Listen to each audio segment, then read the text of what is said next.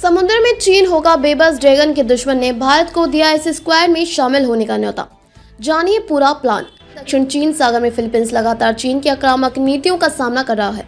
इसी को देखते हुए फिलीपींस ने भारत को एक और ऑफर दिया है। फिलीपींस चाहता है कि अमेरिका, ऑस्ट्रेलिया और जापान के साथ बने नए रणनीतिक गठबंधन स्क्वाड में भारत भी शामिल हो जाए। इस गठबंधन का मुख्य उद्देश्य इंडो पैसिफिक क्षेत्र में चीन की बढ़ती धमकियों का मुकाबला करना है।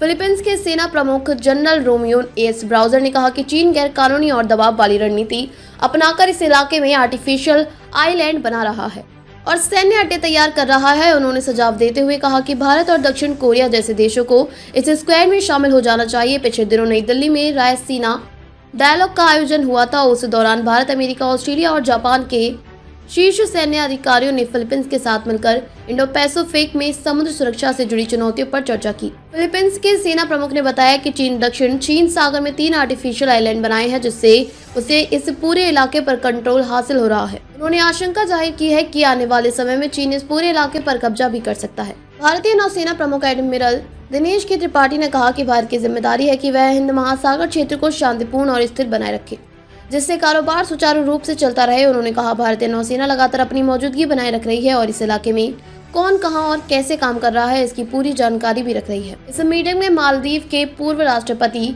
मोहम्मद नशीद भी शामिल है। उन्होंने अमेरिका राष्ट्रपति डोनाल्ड ट्रंप की सरकार से पूछा कि क्या ट्रंप सरकार इंडो पैसिफिक में अपने सहयोगियों के प्रति भरोसेमंद रहेगी। इस पर जनरल ब्राउजर ने कहा कि उन्हें उम्मीद है कि अमेरिका इस इलाके में अपना समर्थन बढ़ाएगा।